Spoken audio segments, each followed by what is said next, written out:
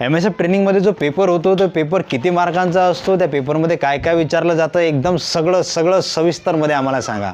तो बंदा तुम्हारी खिदमत में हाजिर आहे. नमस्कार दोस्तों, मी राजेश तुम्हा सर्वांचं पुन्हा एकदा स्वागत करतो राजेश वानखेडे ऑफिशियल आपल्या यूट्यूब चॅनलवरती. चॅनलवर जर नवीन असाल तर व्हिडिओला लाईक करा, चॅनलला सबस्क्राईब करा. अशाच पद्धतीच्या अपडेट्स जे आहेत तुम्हाला MSF संदर्भात, पोलीस भरती संदर्भात, इतरत्र कॉम्पिटिटिव्ह एक्झाम संदर्भात मी या चॅनलवर तुम्हाला देत असतो. बघा, MSF ट्रेनिंगची तुमची जो काळ आहे 1.5 महिन्याचा, त्याच्यामध्ये पासिंग परेड जेव्हा होत असते, पासिंग परेडच्या अगोदर 3-4 दिवस अगोदर तुमचा एक 100 मार्कांचा पेपर होतो. त्या पेपरच्या मार्कांच्या नुसार तुमची जॉईनिंग जी आहे ती किती लवकर येणार ते ठरत असते. म्हणजे जर का एक्झाममध्ये तुम्हाला जर का 100पैकी 90 मार्क पडले किंवा 95 मार्क पडले किंवा मग 80 मार्क पडले, तर ज्या विद्यार्थ्याला जास्त मार्क पडले त्या विद्यार्थ्याला लवकर जॉईनिंग देतात. समजा 90, एकाला 90 पडले, एकाला 85 पडले, तर प्रेफरन्स पहिले 90वाल्याला देतात की त्याला अगोदर जॉईनिंगसाठी बोलावतात. बाकी जे काही मग त्या 90च्या खाली असतील किंवा त्याच्यानंतर अशा उतरत्या क्रमाने ज्यांचे मार्क कमी होत जातात त्यांना त्या अनुक्रमेच जॉईनिंगसाठी बोलावलं जातं. आणि या पेपरचा अभ्यास तुम्ही करत असताना पेपरचा अभ्यास नेमका कुठून करायचा, कसा करायचा हे तुम्हाला सांगतोच, पण त्या पेपरचा नेमका ताण किती घ्यायचा, अभ्यास किती करायचा हे तुम्हाला या व्हिडिओच्या शेवटी मी सांगणार. अंदर की बात बताऊंगा तुमको, लेकिन वो वीडियो के एंड में बताऊंगा, तो वीडियो को आखिरी तक बने रहिए. ठीक आहे. हां, तर पेपरमध्ये तुम्हाला काय काय विचारणार आहे, 100 मार्काचा एकूण पेपर होणार आहे, तर त्याच्यामध्ये तुम्हाला काय काय विचारतील सांगतो. एक MSFचा आपला कायदा आहे तो 2010चा, त्याचं तुम्हाला बुक दिलं जाईल, मॅन्युअल दिलं जाईल PDF स्वरूपामध्ये तुमच्या मोबाईलवरती. ते MSF कधी निर्माण झाली, कशी निर्माण झाली, त्याच्यामध्ये काय कायदे आहेत त्या गोष्टींचा थोडाफार तुम्हाला अभ्यास करावा लागेल. एवढी छोटीशी अशी PDF असते, ती PDF मी वाचली, शक्यतो कोणी वाचत, ज्याला कोणाला इंटरेस्ट असेल त्यांना वाचावी. मी तर काय वाचली नव्हती बा. आणि 2010चा तो कायदा आहे, ती PDF आहे, ती त्याच्या संदर्भात त्यातूनच काही प्रश्न येतात. आणि तुम्हाला ट्रेनिंग सेंटरमध्ये ज्या काही गोष्टी शिकवल्या जातात, समजा काही रायफल्स असतील, त्या रायफल्सबद्दल तुम्हाला माहिती दिली जाते. जशी एखादी रायफल्स आहे, AK-47 ही रायफल आहे, AKM ही रायफल आहे. त्याच्यानंतर काय, इंडियन मेड, भारतामध्ये बनवलेली इन्सास नावाची रायफल आहे, ही इन्सास रायफल आहे. त्याच्यानंतर एक आपली हे 303 आहे, 303 नावाची रायफल आहे. त्याच्यानंतर तुम्हाला एक 12 बोर पंप ॲक्शन गन आहे, 12 बोर पंप ॲक्शन गन आहे. या तुम्हाला फायरिंगसाठी ही 12 बोर पंप ॲक्शन गन हिचेच राऊंड तुम्हाला फायर करायला ट्रेनिंग सेंटरमध्ये भेटणार.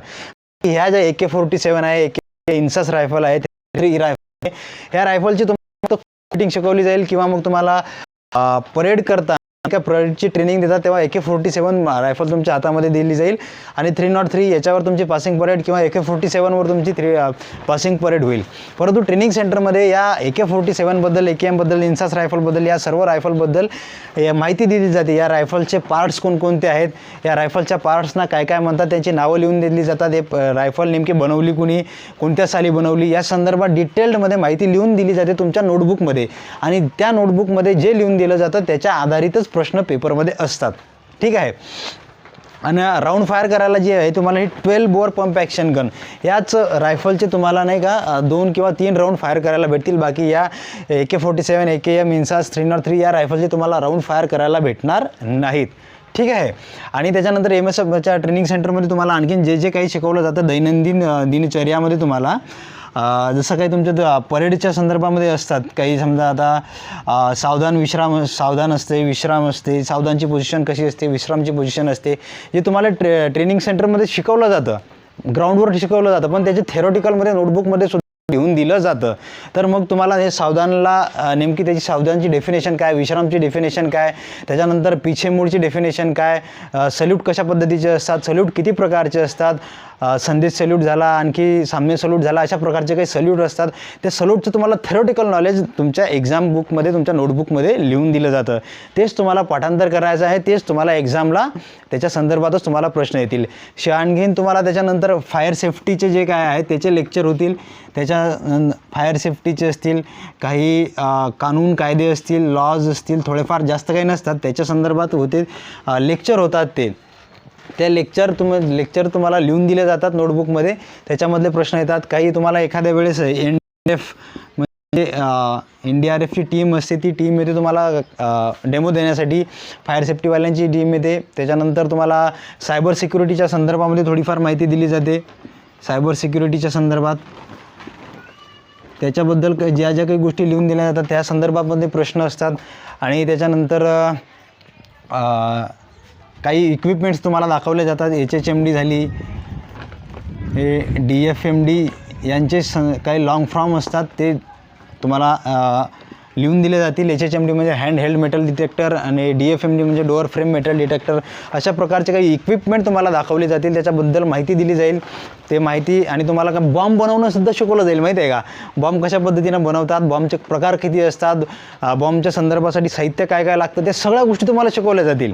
आता बॉम्ब बनवायला नेमकं काय काय लागतं, त्या गोष्टींचा रॉ मटेरियल काय असतं, त्या सर्व गोष्टी तुम्हाला लिहून दिल्या जातील. त्या बॉम्ब बनवायचा कसा, बॉम्ब डिफ्यूज करायचा कसा, या संदर्भात तुम्हाला माहिती दिली जाईल. त्या संदर्भात तुम्हाला लेक्चरमध्ये लिहून दिलं जाईल. त्याबद्दल तुम्हाला ते पाठांतर करायचं आहे, त्याचा अभ्यास तुम्हाला करायचा आहे आणि ते पेपरमध्ये येतील त्या संदर्भात प्रश्न. अशा पद्धतीनं जे जे काही तुम्हाला लिहून दिलं जाईल त्याच्या संदर्भातच तुम्हाला पेपरमध्ये येईल. आणि जे छोटीशी मॅन्युअल दिलं जाईल तुम्हाला ते PDF च्या स्वरूपात तुमच्या मोबाईलमध्ये, त्याच्यामधनंच प्रश्न येतील. बाकी इतरत्र कुठले प्रश्न काही जास्त येत नाहीत. जे काही शिकवलं जाईल तुम्हाला 1.5 महिन्याच्या पिरियडमध्ये तेच तुम्हाला प्रश्न त्याच्यामध्ये विचारतील. आणि बाकी आता व्हिडिओच्या एंडिंगमध्ये मी तुम्हाला सांगतो, या पेपरचा जास्त ताण घ्यायचा की नाही घ्यायचा. मी तर म्हणतो तुम्हाला जर का इंटरेस्ट असेल अभ्यास करण्यामध्ये तर तुम्ही निश्चितपणे अभ्यास करा, चांगल्या पद्धतीने या गोष्टी करा. कारण हे जे ज्ञान आहे ते वाया जात नाही. अभ्यास करा, चांगली गोष्ट आहे. आणि पेपरच्या संदर्भामध्ये कसं आहे माहिती आहे का, एवढा काही अभ्यासाचा ताण घ्यायचा नाही. पेपरच्या शेवटी पेपरला जर तुम्ही गेलात, बसलात पेपरला, नाही आलं तर चालते, अर्धा घंटा गपचुमान बसून राहायचं. शेवटच्या अर्ध्या घंट्यामध्ये गेम फिरतो तिथं. ट्रेनिंग सेंटरवाल्यांना स्वतःच्या ट्रेनिंग सेंटरच्या इब्रतीची काळजी असते, ते तुम्हाला फेल करत नाहीत. शेवटचा अर्धा घंटापर्यंत तुम्ही वेट करायचा, ते येतात तुम्हाला. मेहनत करतात हे सांगायचं डेअरिंग कोणी करत नाही, मी करतो, मी भेट नाही, टेन्शन घ्यायचं नाही. ओके.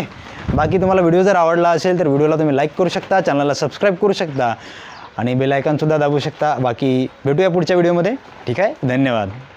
पेपरचा ताण घ्यायचा नाही बरं का.